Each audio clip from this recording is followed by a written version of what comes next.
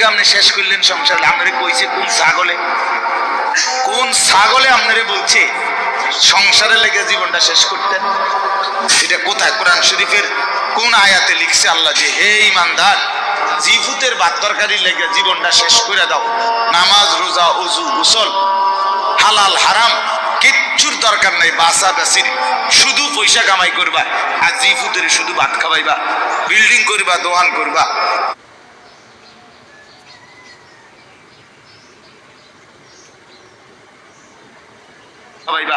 Building করবা, দোকান করবা, যেমনে পারো সুদে পারো, কিস্তিতে পারো, ফুদ বিদেশ পাঠাইবা, মাইয়ারি সুদে টাকা লইয়া পারো, কিস্তিতে টাকা নিয়ে পারো, মেয়েরে বিয়া দিয়া দিবা, বা যেভাবে পারো মরের আগে আগে জিফুতের বিল্ডিং জমি ঠিক করে দিয়া যাইবা। এই কথা আপনারে কে বলছে? কোন ইবলিসে বলছে? কোন শয়তানে বলছে? বলেন, ইনসাফ করে বলেন, কোরআনের কোন আয়াত যে আল্লাহর বান্দা তুমি ওযু নামাজ হালাল হারাম পাক নাফাক জায়েজ না জায়েজ বাদ দিয়ে শুধু কামাই করো আর জিফুত পালো? হ্যাঁ, বলে সুন্দর সুন্দর কথা বলেন অনেকে, এই সংসারে লেগে জীবনটা হুজুর শেষ করলাম। কিল্লা শেষ করছে? কে বলছে? আল্লাহ তাআলা কোরআনুল কারীমের মধ্যে বলছেন ওয়া'মুর আহলাকা বিস-সালাহ, পরিবারের সদস্যদেরকে নামাজের আদেশ করো। আপনি দিকেল ভাত তরকারি হিসাব মিলা, লা নাসআলুকা রিজকা, আল্লাহ বলছে তোমাদের কারো কাছে আমি খাদ্য খাবার রিজিকের সহযোগিতা চাই না। ওই যে মামুন ভাই এনে আইন জমের খুঁজতেছি মনে মনে, এনে আসেন আমার কাছে আসেন। মাহফিল তো মূলত মামুন ভাইয়ের প্রাপ্ত। শাহাদাত ভাই কেমনে যে কি করলো, মূলত আসলে কোন রকমে বেচারা জোড়াতালি দিয়া এই মাগরিব বাদ বয়ান মিলাইছে। আমি কক্সবাজার ছিলাম, ওইখান থেকে আসছি সকাল 8টা বাজে, ওইখানে মাহফিল ছিল। যাই হোক, সব আলহামদুলিল্লাহ, আগামী দিন ইনশাআল্লাহ ফিকির হবে ইনশাআল্লাহ। আপনাকে ফিল মনে ছিল আমার, আমি আসলে ডেটটা মিলাইতেই পারছি না, কোনোভাবেই মিলাইতে পারি না। জি, তো এই জন্য বললাম এই ইসলাহি মজলিস, ওয়াজ মাহফিল, মসজিদের জুমার বয়ান, সব কিছুর মধ্যে মাকসাদ বড় যে নিজের ইসলাম, নিজের আত্ম উপলব্ধি, নিজের বিবেকের একটা উপলব্ধি থাকতে হয় যে হায় আমি আসলে কে, আমি আসলাম কোত্থেকে, আমারে কে পাঠাইলেন, আমার কি করা উচিত, যিনি আমাকে বানাইলেন তিনি কি জন্য বানাইলেন, আমি যা করছি এটাই কি আমার কাজ ছিল নাকি আমার উপরে অন্য কোনো দায়িত্ব? হ্যাঁ, আমি প্রতিনিয়ত আমাদের চোখের সামনে যে মানুষগুলো মারা যাচ্ছে, তারা কেউ নিজের থেকে মরতে চায় নাই, কিন্তু কেউ থাকতেও পারে নাই। প্রতিদিন যারা চলে যায় প্রতিনিয়ত, তাদেরকে কে নিয়ে যায়, কোনখানে নিয়ে যায়, তাদের শেষ অবস্থা কি হবে? তাহলে যিনি নিয়ে যায় তিনিই বলছেন আমি তোমাদেরকে আবার কবর থেকে উঠাবো, কবর থেকে উঠাবো, তোমাদেরকে জিজ্ঞেস করবো। ফাওয়ারাব্বিকা লানাসআলান্নাহুম আজমাইন, আল্লাহ বলে কসম বান্দা, আমার কসম, মানে আল্লাহর কসম খাইয়া বলছে, নিজের কসম খেয়ে বলছে আল্লাহ, বান্দা বিশ্বাস করো আমি কিন্তু তোমাদেরকে জিজ্ঞেস করব আম্মা কানু ইয়ামালুন, তোমাদের পুরা জিন্দেগীর প্রতিটা আমল কর্ম আমি জিজ্ঞেস করব, এটা কেন করেছো, এটা কেন ছেড়েছো, লিমা ফাআলতা হাদা লিমা তারাকতা হাদা। ফজরের নামাজ 1 বছর বান্দা 365 দিনে কোনোদিন ফজরের নামাজ পড়ো নাই, আমার বান্দা কেন ছেড়ে দিলা, কেন ছেড়ে দিলা? কেন ছেড়ে দিলা, কেন করলা, এতগুলো মিথ্যা কেন বললা, এত টাকা সুদ কেন খাইলা? সুম্মা লাতুসআলুন্না ইয়াওমাইদিন আনিন নাঈম, আল্লাহ তাআলা বলেন অবশ্যই তোমাদেরকে প্রতিটি নিয়ামত, আনিন নাঈম, আমি আল্লাহ প্রদত্ত প্রতিটা নিয়ামত সম্পর্কে জিজ্ঞেস করব। হাসি কান্না আনন্দ বেদনা, এই আসমান জমিন রোদ বৃষ্টি ক্ষেত ফুল ফল ফসল, স্ত্রী কন্যা জায়গা জমি হাত পাও দেহ অঙ্গ প্রত্যঙ্গ, এক এক লোকমা খাবার, এক এক ঢোক পানি, এমনকি প্রতিটা নিঃশ্বাস, আল্লাহর কসম আল্লাহ তাআলা জিজ্ঞেস করবে, বান্দা আমার এক এক নিঃশ্বাসের হিসাব দাও, এক এক ঢোক পানির হিসাব দাও। হাদিসের মধ্যে আছে নবী সাল্লাল্লাহু আলাইহি সাল্লাম একবার 3 দিন, ওনারা 3 জন, আবু বকর, ওমর এবং আমাদের নবী সাল্লাল্লাহু আলাইহি সাল্লাম 3 জনই ক্ষুধার্ত ছিলেন টানা 3 দিন। 3 দিন পরে এক সাহাবী, আনসারী, মদিনার এক সাহাবীর খেজুরের বাগানে গিয়ে 2-4টা খেজুর খাইছেন আর একটু পানি পান করছেন, 3 জন। তো নবী সাল্লাল্লাহু আলাইহি সাল্লাম তখন হযরতে ওমর রাদিয়াল্লাহু তাআলা আনহুকে বললেন, ওয়াল্লাহি লা তুসআলু আন হাযান নাঈম। ওমর, আল্লাহর কসম, এই যে খেজুর আর পানি খাইলা, এইটার ব্যাপারে হাসরের দিন তোমাকে আল্লাহ জিজ্ঞেস করবে, ওমর এটুকুর হক কি আদায় করছে?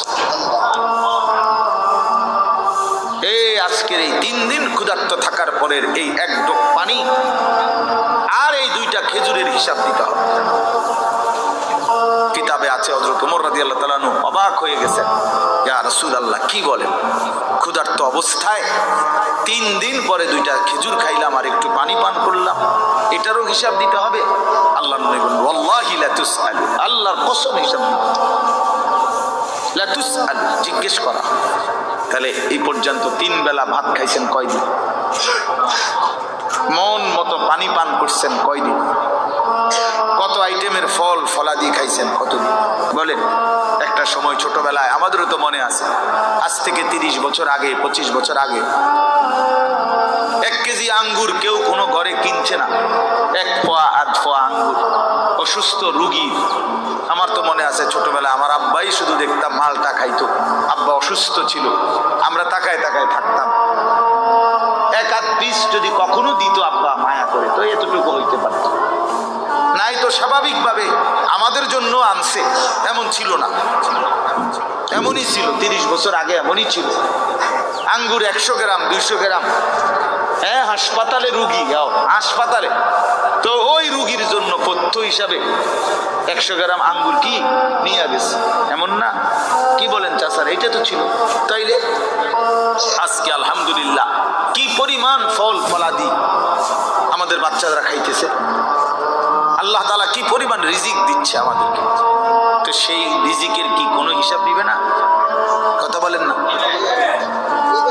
তাহলে এই জন্য বাবা, আল্লাহ তাআলার এটা ওয়াদা, আমরা যদি এটা না বুঝি আমাদেরই বোকামি হবে। তোমরা যারা কিশোর তরুণ ছেলে অনেকেই আছো, কোনোভাবেই বুঝতে চাচ্ছ না, তুমি মনেই করো না যে তোমার যে মানুষ, তুমি যে মুসলমান, এবং তোমার যে 14 বছরের পর থেকে তোমরা যারা বালেগ হয়েছে, অর্থাৎ যাদের উপরে গোসল ফরজ হয়েছে, যাদের বীর্যপাত হয়, গোসল ফরজ হয়, সেদিন থেকেই তোমার হিসাব পুরাপুরি 100-100, তোমার প্রতিটা নিঃশ্বাসের হিসাব উঠতেছে আমল নামার মধ্যে। তাহলে তোমাকে এই বালেগ হওয়ার পর থেকে প্রথম সেকেন্ড থেকে তোমার হিসাব দিতে হবে। এক একটা চোখের দৃষ্টি, কতবার নারী দেখছো, ছবি দেখছো, নর্তকী দেখেছো, উলঙ্গ ছবি দেখেছো, প্রত্যেকটা পলক নজরের হিসাব দিতে হবে আল্লাহর কাছে। আল্লাহর কাছে প্রতিটা হাত পায়ের অঙ্গের নড়া চড়ার হিসাব আল্লাহ তাআলার কাছে দিতে হবে। আমাদের 16 বছর 18, 20, 25 বছরের ছেলে পেলে সে মনেই করে না কিছু, যে সে যে একটা মানুষ, সে যে একটা মুসলমান, সে যে আখিরাত আছে, আল্লাহ আছে, রাসূল আছে, কোরআন আছে, কিচ্ছু বুঝে না, কিছুই বোঝে না। কি করে, কেন হাসে, কেন কাঁদে, কেন ঘুরতে আসে, কি করতে আসে, কি করে চুল, কি করে জামা, কি করতেছে, কার লগে আড্ডা দেয়, কেন আড্ডা দেয়, এত ছবি কেন উঠায়, এত ভিডিও কেন করে, কারে দেখাস বেটা, কে দেখে তোর এগুলা, কে দেখে, কার পাগলামি কে দেখে, নিজেই মোটরসাইকেল চালায় জোরে, আবার এটা নিজেরটাই নিজের সামনে ভিডিও লাগাই, এটা ভিডিও করে, এটা আবার ফেসবুকে দিল, মানুষের বাকি কিছু পাগলে চাইলো, এই পাগলের পাগলামি। এটা কথা হইল? মোটরসাইকেল চালানিও ভিডিও করতে হয়, সাইকেল চালানিও, পেশাব পায়খানাও তো ভিডিও করা উচিত, লোডা বদনাও তো ভিডিও করা উচিত। মৃত্যু একজন সুস্থ স্বাভাবিক মানুষের জীবন হতে পারে না, যাকে আল্লাহ তাআলা ন্যূনতম আকল দিয়েছেন। হ্যাঁ, কাউকে আল্লাহ তাআলার যখন লানত হয়, আমি এই জন্য প্রায় বলি, কারো উপরে যখন আল্লাহর লানত বর্ষণ হয় তো আল্লাহ তাআলা তার স্বাভাবিক আকল সরায় দেয়। আদাল্লাহুল্লাহু আলা ইলমিন, আল্লাহ তাকে তখন পথভ্রষ্ট করে দেয়। ওয়া খাতামা আলা সামঈহি ওয়া কলবি, আল্লাহ তাআলা তার কানে এবং অন্তরে মোহর মেরে দেয়। ওয়া জাআলা আলা বাসারিহি গিশাওয়া, আল্লাহ তার চোখের সামনে পর্দা ফেলে দেয়। ফলে আর সে কিছুই শুনে না, কিছুই বুঝে না, কারণ দিল তো বন্ধ, কানও বন্ধ, চোখও বন্ধ, আবদ্ধ। সে আর আলোর রাস্তা, হেদায়েতের রাস্তা দেখবে কোথা থেকে? সে জান্নাতের রাস্তা দেখবে কোত্থেকে? সে ডানে বামে যেদিকে তাকায় তখন নারী দেখে, ছবি দেখে। সে যখনই হাঁটে চলে তো ছাদের কিছু অসৎ বন্ধু, চরিত্রহীন কিছু লম্পট, এগুলো সারাক্ষণ কোনো মেয়ের কথা, নারীর কথা, উলঙ্গ কথা, অশ্লীল কথা, গালি গালাজ, একটা আরেকটারে লাথি মারে, একটা আরেকটারে ধাক্কা মারে, একটা আরেকটারে যাইতে ধরে। হ্যাঁ, এই নাহলে বিশ্রী কুকুর বিড়ালও যে কথা বলে না, জন্তু জানোয়ারও যে কথা বলে না, এমন হাইওয়ান জানোয়ারের মতো কথাবার্তা বলে। নারী, ছবি, অশ্লীল উলঙ্গপনা, অশালীন অঙ্গভঙ্গি, খালাস। এভাবেই দিন শেষ। ভাত কতগুলো খাইছে, আবার জানোয়ার ঘুমায় গেছে। ভোর হইলে আবার জানোয়ার উঠছে। না এশার নামাজ, না ফজরের নামাজ, না জোহরের নামাজ, না আসরের নামাজ, কোন নামাজের কোনো খবরই নাই। কারণ জানোয়ারের আবার নামাজ কি, কুকুরের আবার নামাজ কি, শুকরের আবার নামাজ কি, কুত্তা বিলের আবার নামাজ কি, জন্তু জানোয়ারের আবার সেজদা কি? বুঝেন নাই কথা? অতটি সিদ্ধান্ত নিছে যে আমি মানুষ হব না, আমি হব জানোয়ার, আমি হব কুকুর বিড়াল, আমি হব রাস্তার পশু। অতএব রাস্তার পশুর যেমন কোনো আল্লাহ নাই, বন্দিগি নাই, ইবাদত নাই, আমারও নাই, আমারও নাই। এই জন্য ছেলেরা, বাবারা, ছেলেদের দায়িত্ব তোমরা নিজেকে নিয়ে ভাবা, কি করছো? বাবাদের দায়িত্ব আপনাদের ভাবা, আপনারা আপনাদের সন্তান গড়তেছেন নাকি কি করতেছেন? সন্তানরে কি করলেন? আপনি তো সংসার করছেন কইলেন। আমি তো সব সময় প্রতিদিন বলি যে সংসার বলতে কি বুঝলেন? আপনি যে কইলেন আমি আজকে 30 বছর সংসার করলাম, কিটা? খাট পালং সোফা ফার্নিচার রে সংসার কয় না বউ বাচ্চারে কয় সংসার? একটা মানুষ যদি বলে যে আমি পরিবার নিয়ে এনে বেড়াইতে আইছি, তো পরিবার নিয়ে বেড়াইতে আইলে এ কথা বললে তার মানে খাট সোফা টোফা বেটার ঘরের ফার্নিচার পিড়ি লই আইছে বেড়াইতে, নাকি? কি নিয়ে আইছে? বউ বাচ্চা নিয়ে আইছে, এই না কথা বুঝায়। তাইলে সংসার বলে বউ বাচ্চারে, পরিবার বলে বউ বাচ্চারে, এই মানুষগুলার এক সংসার বলে। খাট পালং রে কি বলেন? এগুলো তো বদলায় যায়। এগুলো তো আপনার আমলেও আপনি চেয়ার বদলাইছেন, বদনা বদলাইছেন, বালতি বদলাইছেন। আপনার নিজের আমলেও তো আপনি 40 বছরের ভিতরে কত আসবাব বদলাইছেন না? আগেরটা পুরান, সুন্দর লাগে না মডেল, নতুন করে কিনছে। তো এগুলো তো কিচ্ছু না, মানুষগুলো হলো আমার সংসার। তাহলে আমার ছেলে মেয়ে নামাজ পড়ে না, পর্দা করে না, আল্লাহর নাম জানে না, কোরআন শরীফ পড়তে জানে না, বউ পর্দা করে না, রাস্তার লগে কুকুর বেড়ি গোসল করে, তামাম মানুষ চাইয়া তাই। এই অসিব্য নারী, এই বেডিও অসিব্য, এই বেডির জামাইও অসিব্য, একেবারে 100% অসিব্য। দোনোটা অসিব্য, দোনোটা অসিব্য। বেড়াটাও অসিব্য, বেডিটাও অসিব্য। তে বেটারও কোনো লজ্জা নাই, তে মানুষের বেডি চায় আর তার বেডিরে মানুষে চায়, খালাস। নাই তো এই বেশরম 30 বছরের কামাই দিয়া বেটা তোর বউয়ের জন্য একটা গোসলখানার ব্যবস্থা করতে পারলি না বেটা, তুই কি এর বেটা? বেটা অপদার্থ বেটা, তোর বেড়ই বলে কে বেটা? এটা অপদার্থ ছাড়া আর কিচ্ছু না। নিজের স্ত্রীর জন্য একটা, মেয়েটার জন্য একটা নিরাপদ গোসলের ব্যবস্থা করতে পারে নাই পর্দার ভিতরে, এরকম বেহায়া, এটা কেমন পুরুষ? এমন নির্লজ্জ পুরুষ হয় কেমনে মিয়া? এরকম বেগায়রত।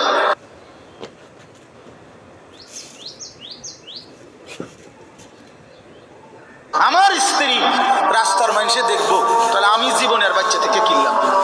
আমার মেয়ে রাস্তার ফোলা ফাইনে টিটকারি মারবো, ইটকারি মারবে, অথচ মেয়ে আমার, তাহলে আমার মতো বেডই মুসলমান আমার বাচ্চা থাকার দরকার কি? বেটা আমি মরে যাই না কেন? আমি মরে যাই না কেন? আমি পানিতে ডুবি না কেন?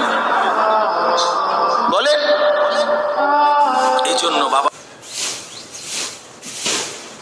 কে বলি ইনসাফের সাথে বলে, ইনসাফের সাথে কইলেই কইব কই হুজুর শুনে না, ওনার এই যুগ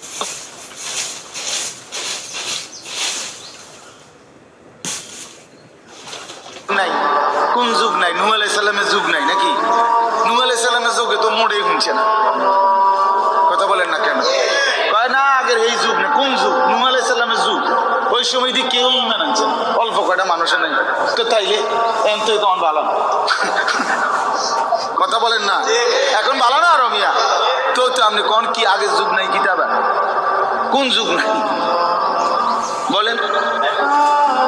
এই জন্য বললেই হইল না, এই সমস্ত সামান্য এক দুই শব্দ বললেই হবে না। কোন নারী যদি স্ত্রী ছেলে মেয়ে যদি নামাজ না পড়ে, পর্দা না করে, আল্লাহর কোরআন না পড়ে, সেজদা না করে, এরপরে তার প্রতি আমার করণীয় কি, এই ব্যাপারে ইসলামের কোনো দিক নির্দেশনা নাই। তো আপনি এটা জিজ্ঞান না, কথা বুঝেন নাই আমার? যে হুজুর আমি 50 বার বলছি আমার বেডিরে, আজ যে 2 বছর ধরে আমার বউরে পর্দা করতে বলছি, কথার কথায় কোনোভাবেই আমার বিবি পর্দা করে না, এখন আমি কি করতে পারি?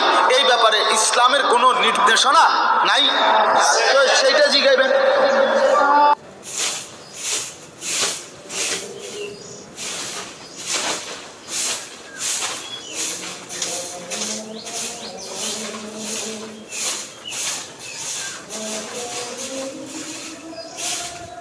এরপরের কামটা কি এটা বলতে আপনি জিজ্ঞাসা করবেন।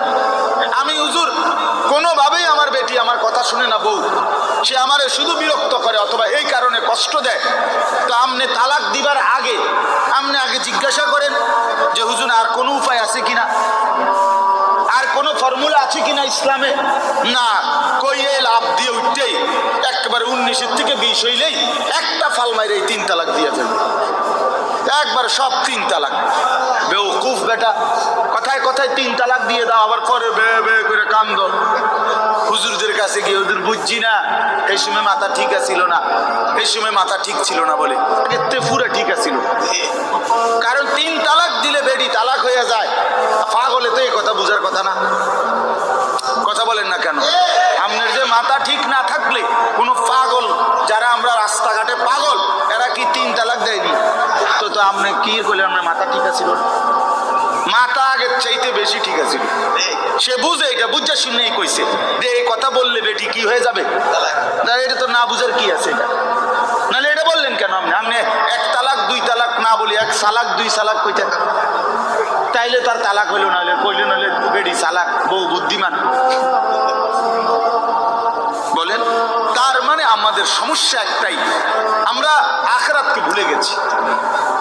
মূল বিষয় এলে এটা, আখিরাতকে যদি কারো মনে থাকতো খোদার কসম, তাহলে নিজের স্ত্রী, নিজের ছেলে, নিজের মেয়ে এবং নিজেকে ঈমান আমলের উপরে রাখার জন্য কি কি পন্থা, ইসলামে অপারগতার কিছু নাই, হতাশার কিছু নাই, শেষ মিনিট পর্যন্ত আর কি করা যায় এ ব্যাপারে ধারাবাহিক নির্দেশনা আল্লাহর কোরআনেও আছে, আমাদের রাসূলের জিন্দেগির মধ্যেও আছে।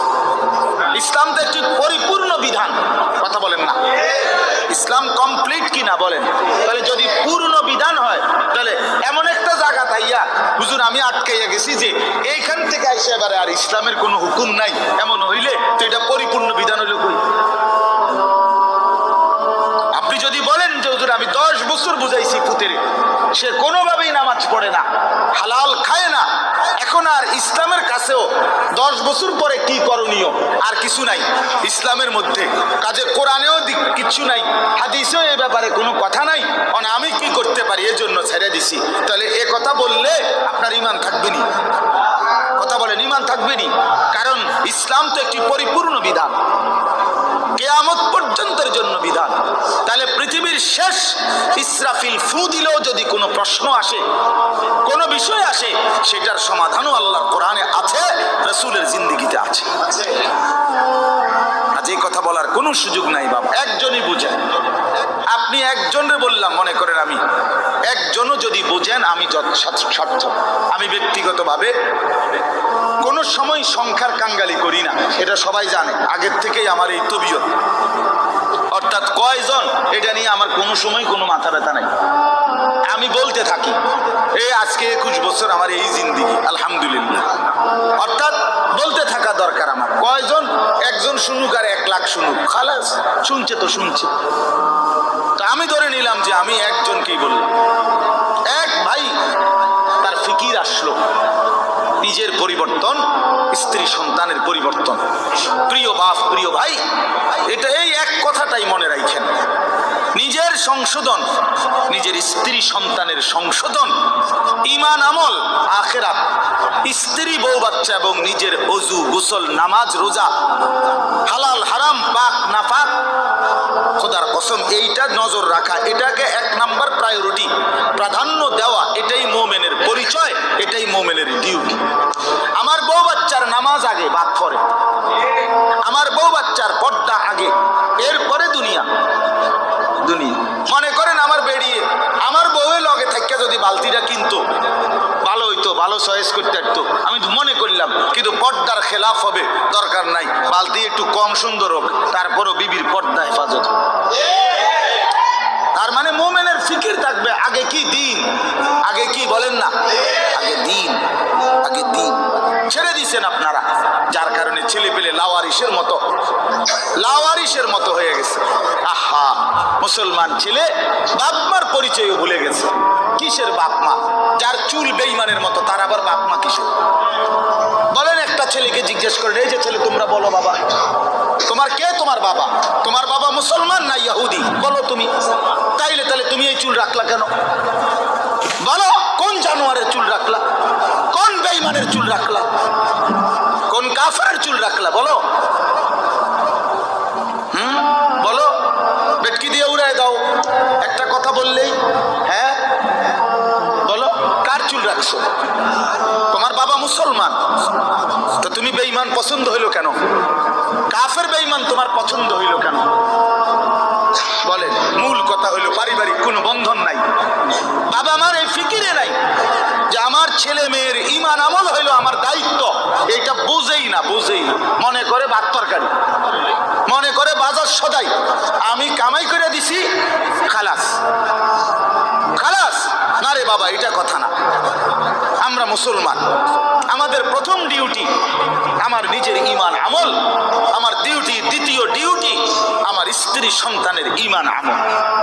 কু আনফুসাকুম, এই 1 নাম্বার। 2 নাম্বার, ওয়া আহলিকুম, পরিবারকে বাঁচাও। প্রথমে নিজেকে বাঁচাও জাহান্নাম থেকে, 2 নম্বরে পরিবারকে বাঁচাও জাহান্নাম থেকে, 3 নম্বর ওয়া আনদির আশিরাতাকাল আকরাবিন, আল্লাহ বলছে নিজের আত্মীয় স্বজন, নিকট আত্মীয় যারা, তাদেরকে বাঁচাও জাহান্নাম থেকে।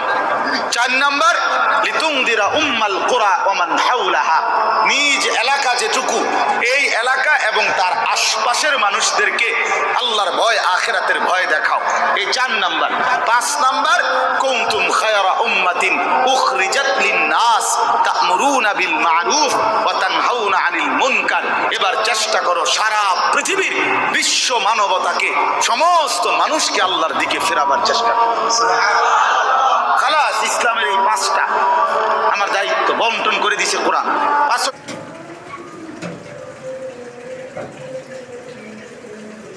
5 কোরআনের আয়াত। 1 নাম্বার নিজেকে বাঁচাও, 2 নাম্বার বউ বাচ্চাকে বাঁচাও, 3 নাম্বার আত্মীয় স্বজনকে বাঁচাও, 4 নাম্বারে নিজ গ্রাম মহল্লা এবং আশপাশের মানুষকে বাঁচাও, 5 নাম্বার সারা পৃথিবীর মানুষের ফিকির করো, সারা পৃথিবীকে বাঁচাবার চেষ্টা করো, সারা উম্মতে মুসলিমাকে বাঁচাবার চেষ্টা করো। আল্লাহ নবী সাল্লাল্লাহু আলাইহি সাল্লাম ফজরের নামাজের ওয়াক্ত হলে মা ফাতেমার ঘরে মেয়ে, ওনার ঘরের কামরায় গিয়ে ওনারে উঠাইতেন ফজরের ওয়াক্তে। নবী সাল্লাল্লাহু আলাইহি সাল্লামের চাচা আব্বাস ওনারে গিয়ে উঠাইতেন। নবীজির ফুফি সাফিয়া, ফুফু আর কি, ফুফু ওনারে গিয়ে উঠাইতেন আর ডাক দিয়ে বলতেন আনকিজি নাফসাকে মিনান নার, হে চাচা, হে ফুফি, জাহান্নামের আগুন থেকে নিজেকে বাঁচান। ফাইন্নী লা উগনি আনকি মিনাল্লাহি শাইআ, বলতেন ফুফু, চাচা, আল্লাহর কসম, মেয়ে ফাতেমাকে বলতেন, ফাতেমা, আমি তোমারে মুহাম্মদের মেয়ে বললে, মুহাম্মদের চাচা এ কথা বললে, মুহাম্মদের ফুফু বললে আমি হাসরের ময়দানে কোনো উপকার করতে পারবো না। নিজের ঈমান, নিজের সেজদা, নিজের তাকওয়া এটা দেখাইয়া হাসরের ময়দানে মুক্তি নিতে। মুহাম্মদের স্বাস্থ্য ভাই কইলে হইতো না, নাউজুবিল্লাহ। নবী পাকের মেয়ে বললে হবে না, নবী পাকের চাচা বললে হবে না। নবীজির চাচা বললে যদি জাহান্নামের মুক্তি পাওয়া যায়, তো আবু তালেব, আবু লাহাব, আবু জাহেল, আবু লাহাব তারাও তো বলবে আমি তো চাচা। কথা বলেন না কেন? তাইলে তখন কি হবে? এজন্য নবী বলছেন না না, আত্মীয়তার পরিচয় হবে না, ঈমান আমলের পরিচয়। ফাইজা নুফিখা ফিস-সূর ফালা আনসাবা বাইনাহুম ইয়াওমাইদিন, আল্লাহ বলেন হাসরের মাঠ যখন কায়েম হবে, কেউ কাউকে কোনো আত্মীয়তার নসব মানে কি? আত্মীয়তা, বংশের কোনো পরিচয় হবে না। ওয়ালা ইয়াতাসাআলুন, কেউ কাউকে ভালো মন্দ জিজ্ঞেসও করবে না। ভাইজান কোনো কষ্ট হইতেছে কিনা চাচা, বসতে কোনো অসুবিধা হইতেছে? না না, এখানে কথা কই না, হাসরের ময়দানে। বুঝেন নাই? এখন না আমরা জিগাই যে ভাই সাহেব কোনো একটু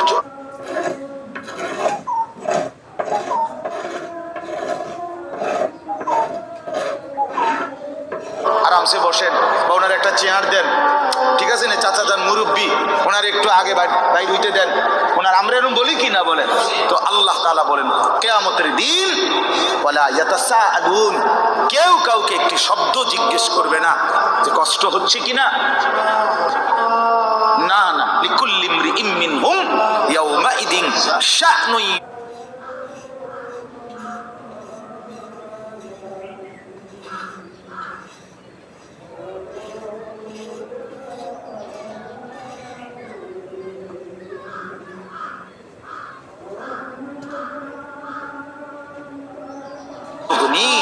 আল্লাহ বলেন প্রত্যেকেই নিজেকে নিয়েই ব্যস্ত থাকবে।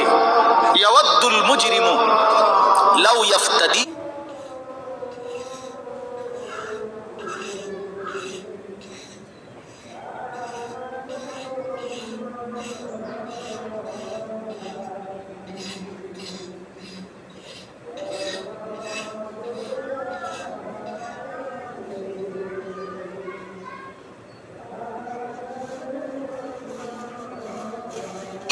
মিন আযাবি ইয়াউমিইদিন বিবানি ওয়া সাহিবাতিহি ওয়া আখি ওয়া ফাসিলাতিহি আল্লাতী তু'যি ওয়া মান ফিল আরদি জামিআ সুম্মা ইউনজি। বড় সাংঘাতিক আয়াত এটা। আল্লাহ বলে প্রত্যেকটা নাফরমান পাপী জাহান্নামী কিয়ামতের দিন আল্লাহকে বলবে, আল্লাহ আজকে এই হাসরের ময়দানে আপনি আমার ভাই, আমার স্ত্রী, আমার সন্তান, আমার মহল্লাবাসী, এমনকি গোটা পৃথিবীবাসীকে জাহান্নামে দিয়ে দেন, তবুও আমারে বাঁচায় দেন। ওয়ামান ফিল আরদি জামিআ, প্রয়োজনে জমিনের সমস্ত মানুষকে জাহান্নামে দেন, সুম্মা ইউনজি, তবু আমারে বাঁচিয়ে দেন। এমন আগুন আমি সইতে পারবো না মাওলা।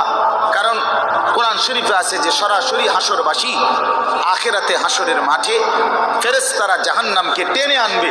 ওয়াজিআ ইয়াউমাইদিন বিজাহান্নাম, জাহান্নামকে দুই চোখে দেখবে মানুষ। এই দেখেই তখন প্রতিটা নাফরমান বলবে, মাওলা এমন ভয়ানক আগুন যেটা ধাউ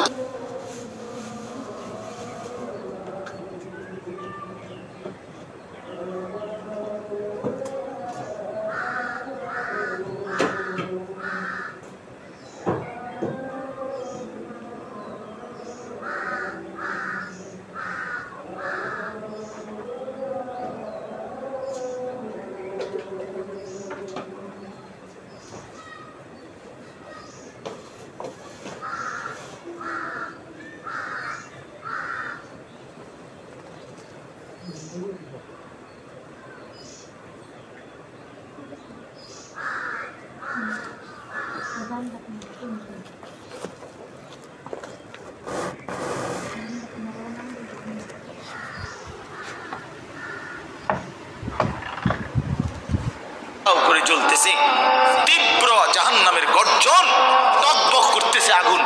আল্লাহর নবী বলবেন জাহান্নামের বিকট গর্জনে গোটা হাসরের ময়দানের ইমানদার নাফরমান আরে নবী আউলিয়া সিদ্দিক পর্যন্ত চিৎকার দিয়া বলবে ইয়া রব্বি নফসি নফসি। জিব্রাইলের মতো সাহাবী ফেরেশতা, ফেরেশতাদের কোনো গুনাহই নাই, চিন্তাও নাই, সেই জিব্রাইলের মতো ফেরেশতা হাদিসে আছে হাসরের ময়দানে জাহান্নামের দিকে তাকাইয়া মাটির মধ্যে নিজের হাত বাইরেতে হাত বাড়ি দিতে দিতে করতে বলবে ইয়া রব্বি সাল্লিম সাল্লিম, আয় মাওলা আমারে বাঁচান আমারে বাঁচান আমারে আমাকে। আল্লাহ তাআলা বলেন কাল্লা, কিন্তু আল্লাহ বলেন কখনোই না। ইন্নাহা লাযা, রব্বুল আলামিন বলেন এটা জ্বলন্ত খাও দাও করে প্রজ্বলিত আগুন। নাযাতাল লিশওয়া, রব্বুল আলামিন বলেন নাফরমান এই মুহূর্তে জাহান্নামের আগুনে ফেলা হবে, প্রথম সেকেন্ডেই প্রথম মিনিটেই নাযাতাল লিশওয়া, সারা দেহের গোশত চামড়া হাড্ডি প্রথম মিনিটেই এক সেকেন্ডেই একদম জ্বলে ভুনা হয়ে যাবে। নাযাতান অর্থ এটা মাশবি মানে ফ্রাই ফ্রাই ফ্রাই হয়ে যাবে, ভুনা হয়ে যাবে, ভুনা এক মিনিটেই ভুনা হয়ে যাবে। নারুল্লাহিল মুকাদা আল্লাতী তাত্তালিউ আলাল আফইদা, আল্লাহ বলে বান্দা জাহান্নামের আগুন মনে রেখো আমি আল্লাহর জ্বালানো আগুন। এই আগুন তো আমি জ্বালাইছি, কে জ্বালাইছে? এই আগুন আমি আল্লাহর জ্বালানো আগুন। দুনিয়ার তোমরা লাকড়ি জমা করে তোমরা আগুন জ্বালাইছো এমন না, জাহান্নামের আগুন আমি আল্লাহর নারুল্লাহিল মুকাদা, আমি আল্লাহর প্রজ্বলিত আগুন। অতএব আমার এই আগুনে যখন ফেলা হবে আল্লাতী তাত্তালিউ আলাল আফইদা, দুনিয়ার আগুন যখন কারো দেহের মধ্যে লাগে ছুটাছুটি করে কিংবা পানি দিয়ে যে কোনো ভাবে যদি রক্ষা করা যায় তাইলে হয়তো হাত পুড়ে গেছে বাকিটা বাইচা গেছে, পাও পুড়ে গেছে বাকিটা বাইচা গেছে, এমন হয় কিনা? তো রব্বুল আলামিন বলেন জাহান্নামের আগুনে যখন ফেলবে আমার এই প্রজ্বলিত আগুন ফেলতেই প্রথম মিনিটেই বান্দা তোমার সারা দেহ এমনকি তোমার কলিজা সুদ্ধা প্রথম মিনিটেই জ্বালায় ফেলবে। একই সাথে একই মুহূর্তে বাহির এবং ভিতরের কলিজাটা সুদ্ধা ভুনা করে ফেলবে। আল্লাতী তাত্তালিউ আলাল আফইদা, আফইদা কি মনে করছো নওজোয়ান? আগে নয়তো সিদ্ধান্ত নাও আখেরাত নাই, এবার বেডি চাও, কোনো অসুবিধা নাই। তুমিও ল্যাংটা হয়ে যাও, ছবিও দেখো ল্যাংটা। দেখো যুবক, আমি বললাম তুইও লুঙ্গি খুলে ফেল, কাপড় খুলে ফেল নাফরমান, আর নর্তকীও দেখ, তোর কাপড়ও খুলে ফেল, নর্তকীর কাপড় তো খোলাই, যা দেখ। তবে আগে শর্ত হলো একথা বুঝাপড়া করে নাও, কারোর সাথে হিসাব মিলাইয়া নাও যে আসলে যে হুজুররা বলে কবর হাসর আখেরাত এটি আসলে মিছে কথা নেই, এই কথা কারোর থেকে জিজ্ঞাসা করে নাও। কথা বোঝেন নাই আমার? এটা যদি ফয়সালা হয়ে যায় যে হ্যাঁ এগুলো নাই, তো ঠিক আছে বন্ধু, নাচো গাও ফুর্তি করো, যা মন চায় তাই করো। কিন্তু এ কথার তো কোনো কাফেরও আজ পর্যন্ত বলে নাই যে কবর হাসর আখেরাত নাই। না, হিন্দুরাও তো স্বর্গ নরক কয়, কয় না? কথা বলেন না কেন? হিন্দুরা মরলে আমরা যেরকম কই মরহুম, হেরাদে কয় স্বর্গীয় উমক, তো হিন্দুরাও তো বলে এটা। কাফের বেঈমানও তো বুঝে পরকাল, তুমি বুঝো না কেন? কাফের বেঈমানের পরকালের ধারণা ভুল ধারণা, মানে পরকাল মানে, কিন্তু পরকালের ব্যাপারে তারা যেই ধ্যান ধারণা এটা তাদের ভুল। কিন্তু আমরা মুসলমান, আমাদের পরকালের ব্যাপারে বর্ণনা একেবারে স্পষ্ট। কোরআনুল কারীমের 3 ভাগের 2 ভাগই আখিরাত। আখিরাত। নবী সাল্লাল্লাহু আলাইহি সাল্লামের সারা জিন্দেগীর চোখের পানি উম্মতের জন্য যে কাঁদছেন 23টা বছর, কি জন্য? যে আল্লাহ 23 বছর নবী কাঁদছেন উম্মতের জন্য। কেন? দুনিয়ায় যেন বাত মাসে কষ্ট না পায় উম্মত, এই জন্যই তো না?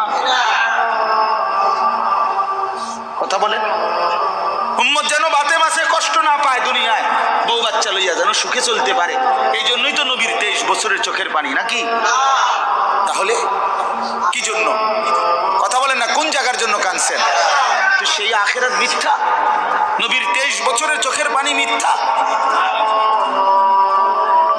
তাহলে আপনারা কি বুঝলেন বাবা? যারা নামাজ পড়েন না, কেন পড়েন না?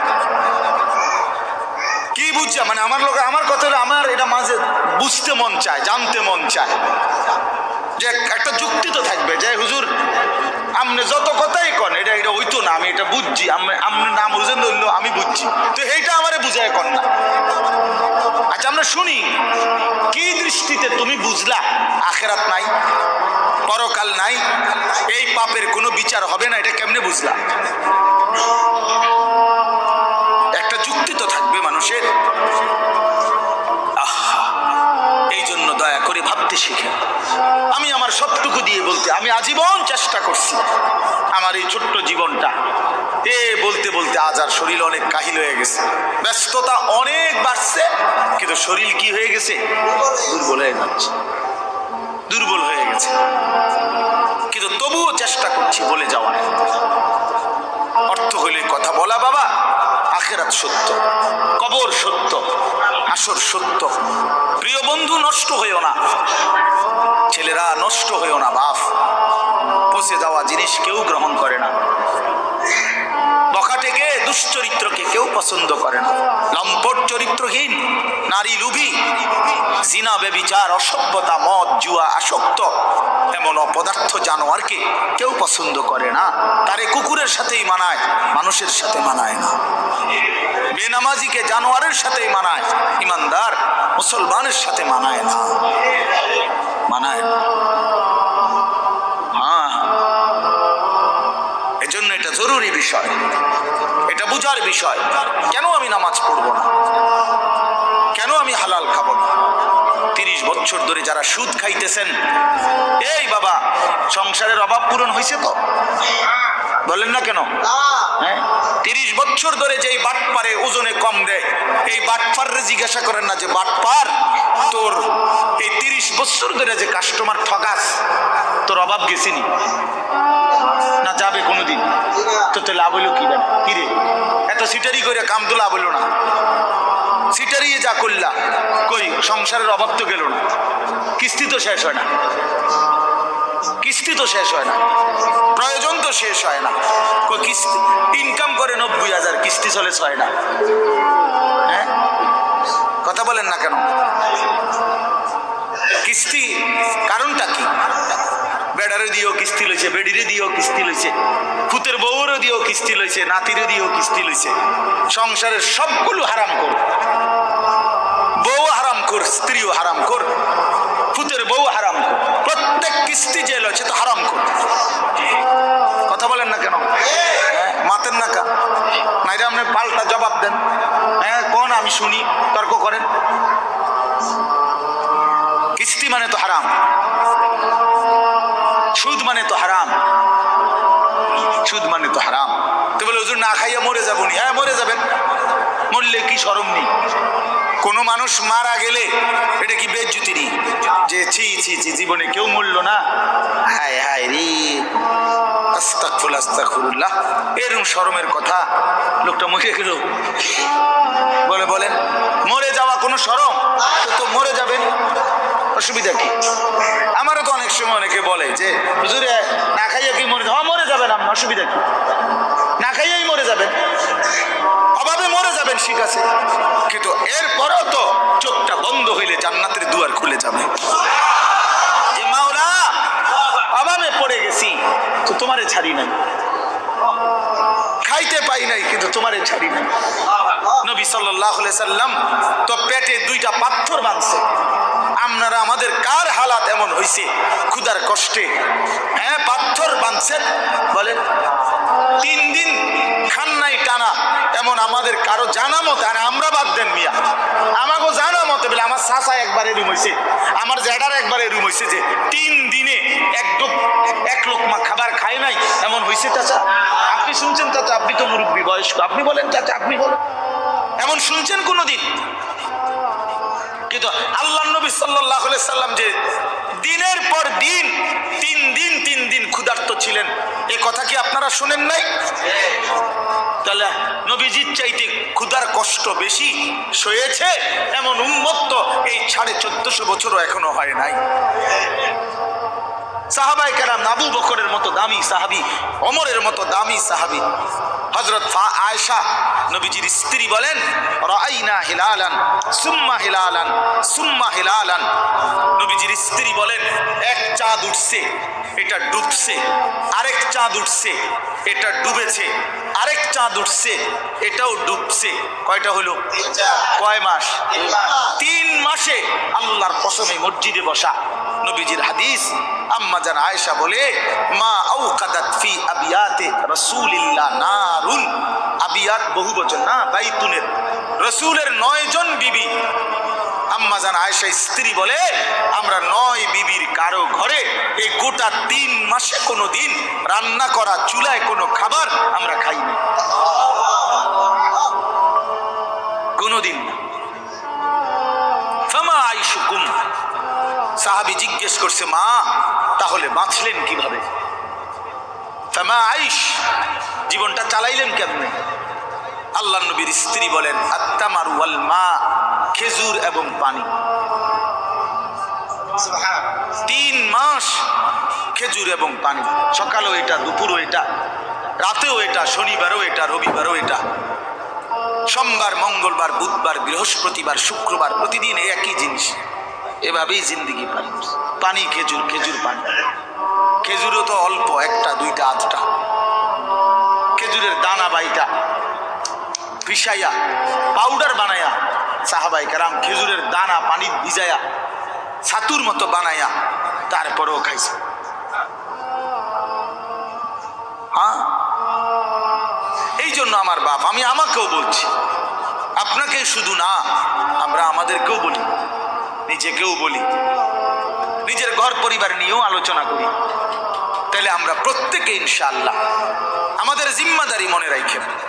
কু আনফুসাকুম, আমি যে কথার থেকে এতগুলো কথা বললাম, অর্থ হলো নিজের ফিকির করা, আমার ঈমান, আমার আমল, আমার আখিরাত, আমার স্ত্রী সন্তানের ঈমান, আমল, আখিরাত, আমার বাপ। এবার আমি শেষ অংশে কথাটা বলতে চাই, এটা আমরা যারা এখানে যে কয়জন মনোযোগ দিয়ে শুনছেন, আমি সবাইকে বলি, আমরা এটা মনে রাখতে হবে, আমরা মুসলমান, আমাদের জীবন আখিরাত, আমাদের জীবন দুনিয়া হবে না। আমাদের একবার বিশ্বাস করেন, 200 কোটি মুসলমান আমরা যদি রাত দিনও পরিশ্রম করি দুনিয়া উপার্জনের জন্য, আল্লাহর কসম, খোদার কসম, কাফের বেঈমানের সমপরিমাণ দুনিয়া আল্লাহ আমগরে দিবে না, এটা আল্লাহর ওয়াদা।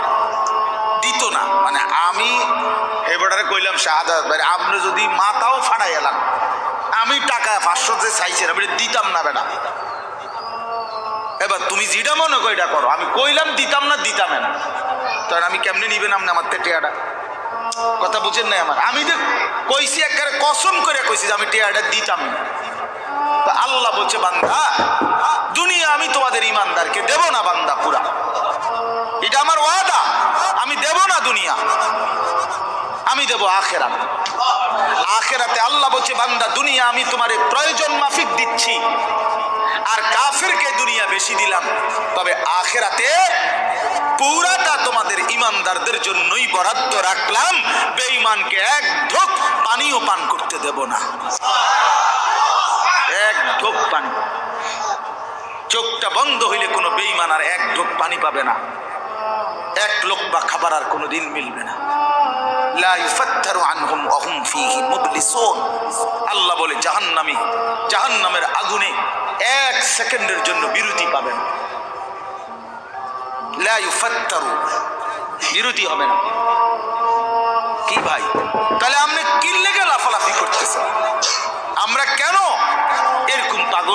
পারতেন না তো। দুনিয়া আমরা বেঈমানদের সমপরিমাণ হবে না, এটা আল্লাহর ওয়াদা। আল্লাহর ওয়াদা। তো যার হাতে সব, তিনি বলতেছেন আমি তোমারে দিতাম না, আপনি কীর্তন কারাগারি করেন কেন? এই সাফাসাফিটা করতেছেন, উনি কইলো দিত না? বলেন বলেন। একজন ভূত বিদেশ পাঠাইয়া আমেরিকার বিরাট কিছু করে লাগবেন কিতা? এই ঘুরে ঘুরে ফাঙ্গাসার তেলাফিয়ারি আমরা জানি না। আর কিতা? যার ভূত ইটালি এবার কিতা খায়? হ্যাঁ, যার 3 ফুট বিদেশ এবার কি খায়? হ্যাঁ, কি খায়? দৈন্যতা করলা, দুন্দুল ফুলকপি আর পাতা কপি, পারবের মুরকা আর কক মুরকা, আর কিতা খান আপনি? আপনি কি বাঘের গোস্ত খান নাকি? কা খাইবেন না? আপনার ফুড ইটালি, আপনি কি লেগে হুদা মুরগের গোস্ত খাবেন? ওটি তো আমরা আঙ্গাল কাঙ্গালরাই খাই। আপনি তো প্রতিবেলা সিংহের গোস্ত খাওয়া দরকার, আপনার 3 ফুট বিদেশ। কই দুনিয়া কি ভোগ করছি আমরা? এই সামান্যটুকু দুনিয়া, 3 বেলাও তো আমরা ঠিক মতো সামান্য কুদ্দুর খাবার খাই। এইটুকুর জন্য আখেরাত ছেড়ে দিলেন। একটা অটো ড্রাইভারের সারাদিন ইনকাম কত? সব যাইয়া থুইয়া 300 টাকাও তো থাকে না। এই 300 টাকার জন্য আল্লাহকে ছেড়ে দিলেন। একটা সিএনজি ড্রাইভারের ইনকাম কত? সারাদিনে 700-800 টাকাও তো থাকে না। সব মালিক জমা, গ্যাস, এরপরে রাস্তার যে খরচ, ওই যে জায়গায় জায়গায় টাকা দিতে হয় না, জিবি না কি কয়ডিরে, এই তো এগুলো দিয়া ঠিয়া 700-800 টাকাও তো থাকে না। তো 700-800 টাকার জন্য মহান আল্লাহকে ছেড়ে দিলেন।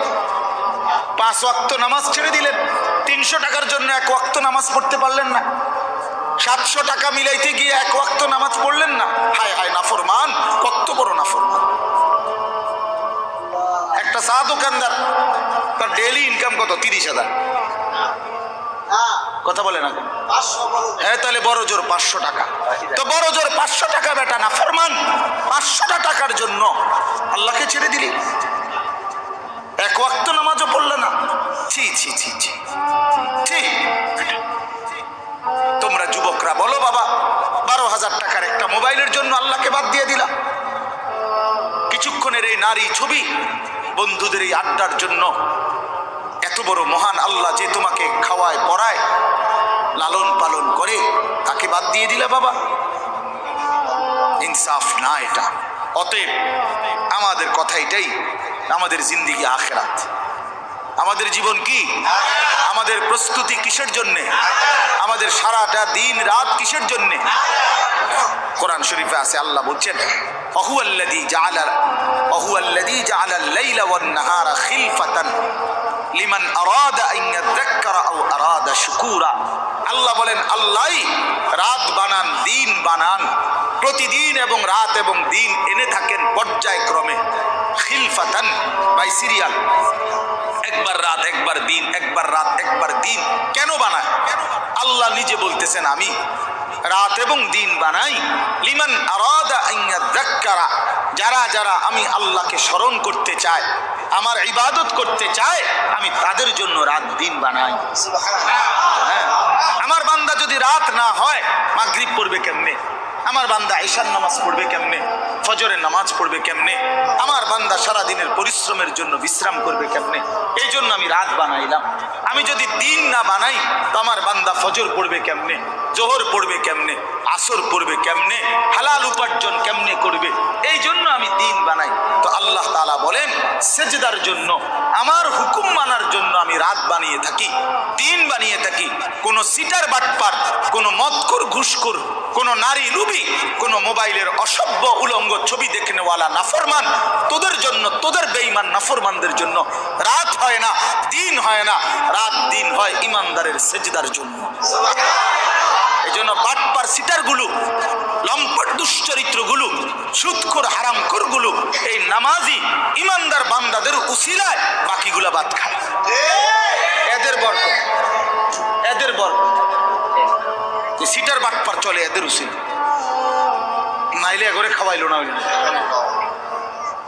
যদি সেজদাওয়ালা না থাকতো, যদি ইমানওয়ালা না থাকতো, আলিম ইলম না থাকতো, যদি উলামায়ে কেরাম জমিনে না থাকতো, যদি আল্লাহর কোরআন পড়নেওয়ালা কেউ না হতো, আল্লাহর জিকির যদি উচ্চারিত না হতো, তাহলে কোনো নাফরমান বেঈমানের জন্য আল্লাহ পাক রাতও বানাইতেন না, দিনও বানাইতেন।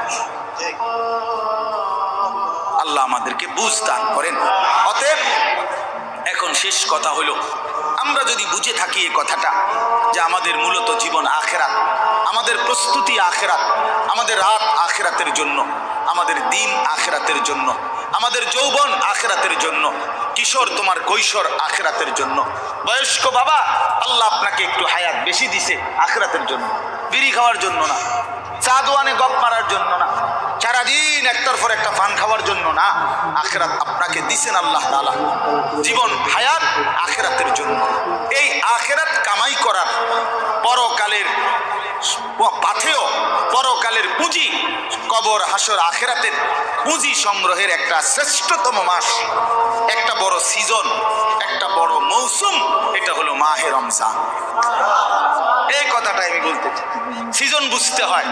বুদ্ধিমান ব্যবসায়ী, হ্যাঁ বুদ্ধিমান কৃষক জমিনে ফসল করবার আগে সিজন চিনে যে এখন কোনটা লাগাইতে হবে। কথা বুঝছেন নি? সিজন হইলো আলুর, আপনি লাগাইছেন টমেটো, তাহলে হইতো না। সিজন চিনতে হবে, কোন সময় কোন তরকারির মৌসুম, কোন সময় কোন ফসলের মৌসুম। ব্যবসায়ীও সিজন বোঝে। হ্যাঁ এখন রোজা, আপনি উঠাইছেন গরু ছাগল, না আপনি ওর কাপড়ে না উঠেছেন। কথার কথা একটা সিজন, মানুষ কি ধরে? সিজন ধরে যে ভাই এখন আমগো ব্যবসার সিজন, এই এক মাস সিজন। তাহলে মৌসুম চিনে। আমরাও ওয়াইজরা বলি যে শীতকাল আমগো ওয়াজের মৌসুম, ওয়াজের সিজন আমগো, মানে এই সময় ওয়াজ বেশি, ঠিক না কথা? প্রত্যেকেই মৌসুম চিনে, সিজন চিনে। তো আল্লাহ তাআলা বলছে, বান্দা আখিরাত কামাই করার, জান্নাত কামাই করার সবচেয়ে বড় সিজন, মৌসুম মাহে রমজান। আর সেটা আর মাত্র 30 দিনও বাকি নাই। এই আমাদের সামনে একদম অল্প কয়দিন, আর মাত্র একটা মাস। এই এক মাসের ব্যবধানেই আমাদের সামনে আসতেছে মাহে রমজান। আল্লাহ তাআলা বলছেন, ইয়া আইয়ুহাল্লাযীনা আমানু কুতিবা আলাইকুমুস সিয়ামু কামা কুতিবা আলাল্লাযীনা মিন ক্বাবলিকুম লাআল্লাকুম তাত্তাকুন। রোজার বিস্তারিত আলোচনা হুজুররা করবে, আমি এই জন্য আপনাকে ইমাম সাহেবরাই বলবে ইনশাআল্লাহ। কিন্তু আমার বলার উদ্দেশ্য শুধু এই কথা বলা যে আল্লাহ বলছে, বান্দা তোমাদের উপরে রোজা ফরজ করলাম, পূর্ববর্তী ইমানদারদের উপরেও আমি ফরজ করেছি। উদ্দেশ্য কি? উদ্দেশ্য হলো আল্লাহ বলেন লাআল্লাকুম তাত্তাকুন, ইমানদার একটা মাস তুমি আমার হুকুম পালন করবা, গুনাহ বর্জন করবা, আমার আদেশ পালন করবা। রোজা, নামাজ, ইফতার, সাহারি, 20 রাকাত তারাবি, ভোর রাত্রে কিছুটা তাহাজ্জুদের নামাজ, সেজদা, দোয়া, কান্নাকাটি, জিকির, তেলাওয়াত, যাকাত, ফিতরা, দান, সাদাকা, শবে কদর, রমজানের শেষ দশকের ইতিকাফ, এতগুলো ইবাদত দিয়ে আমি সিজনটা সাজাইছি, রমজানটা সাজাইছি।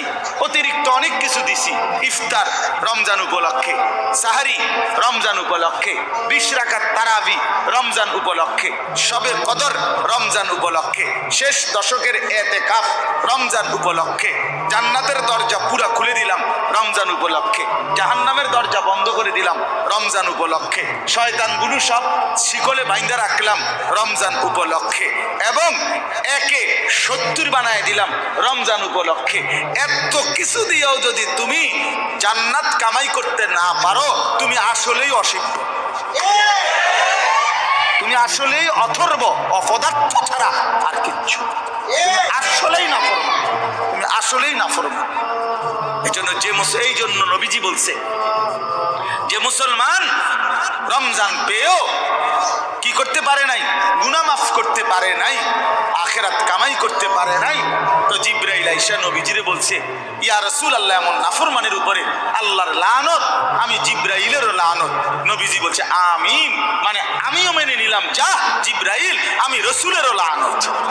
এই জন্য রমজানকে যে কদর করে না, রমজানেও গুনাহ, চুরি, ডাকাতি, ওজনে কম দেয়, সুদ খায়, কিস্তি নেয়, ওই ছেলেরা তোমরা নাচ গান, মোবাইল, ছবি এই নিয়েই পড়ে রইলা, মা বোনরা বেপর্দা পড়ে রইল, মানে যে যেমন আছে এমনই রয়ে গেল, তো তার উপরে আল্লাহর লানত, ফেরেশতার লানত, তোর নবীর লানত, তোর উপরে খোদার গজব, তোর উপরে আল্লাহর লানত।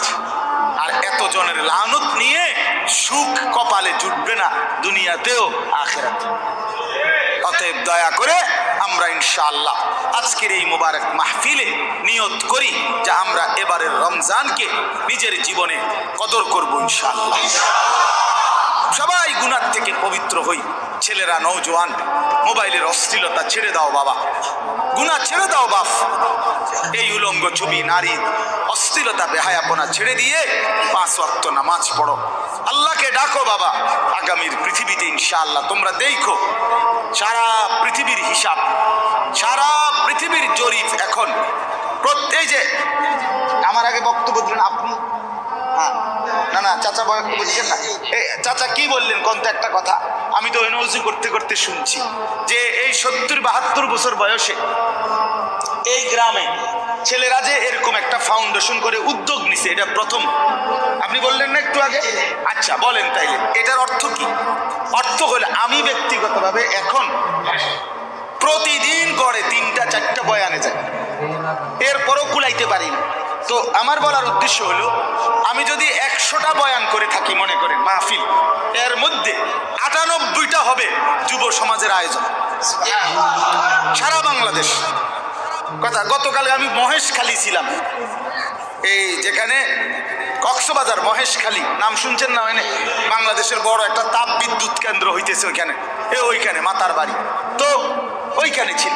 তো হাজার হাজার যুবক, হাজার হাজার, তার মানে সারা বাংলাদেশে এরকম নওজোয়ানরা আগাইতেছে আল্লাহর দিকে, কোরআনের দিকে, ইসলামের দিকে।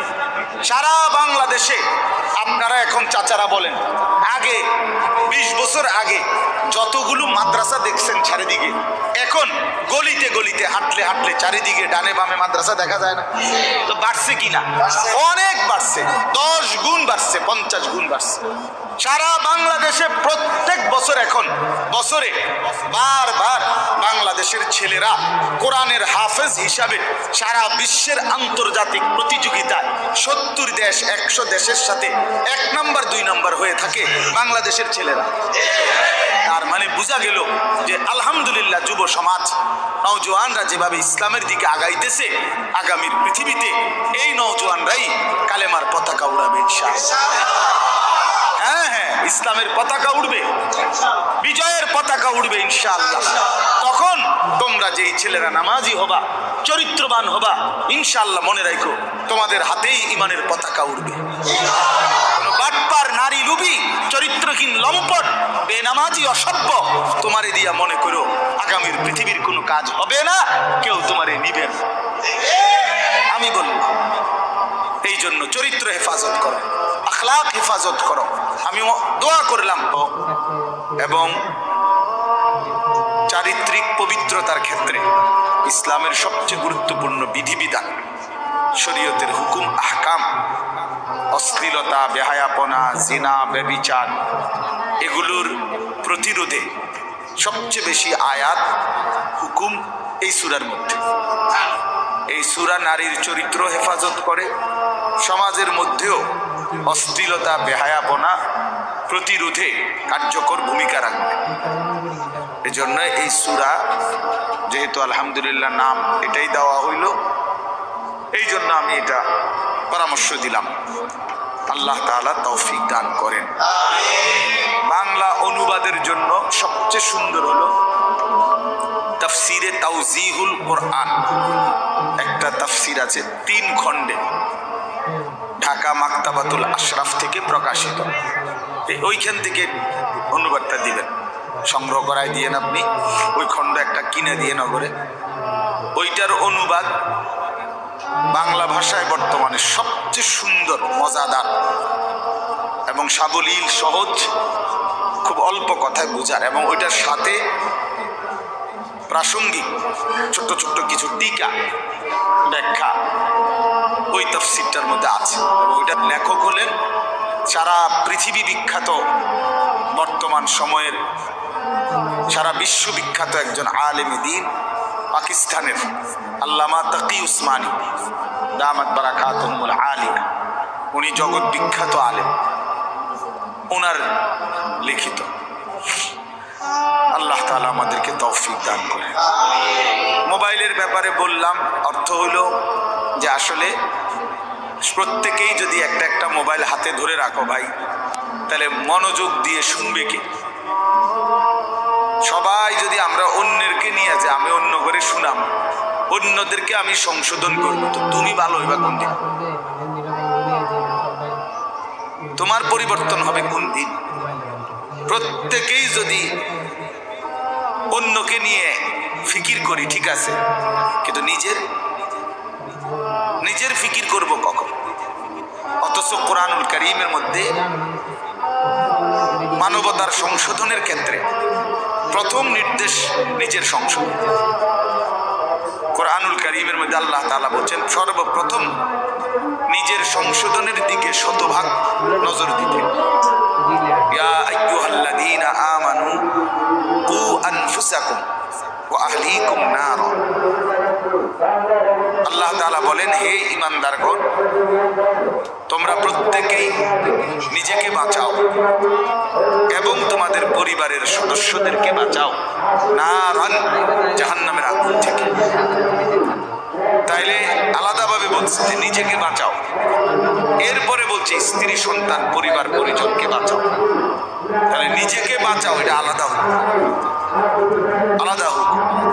এই জন্য নিজের ফিকির করা, নিজের সংশোধন, আমার ঈমান, আমার নামাজ, আমার চরিত্র, আমার আখলাক, আমার চলাফেরা, আমার কথাবার্তা, আমার আচরণ, লেনদেন, এটা ঠিক করা।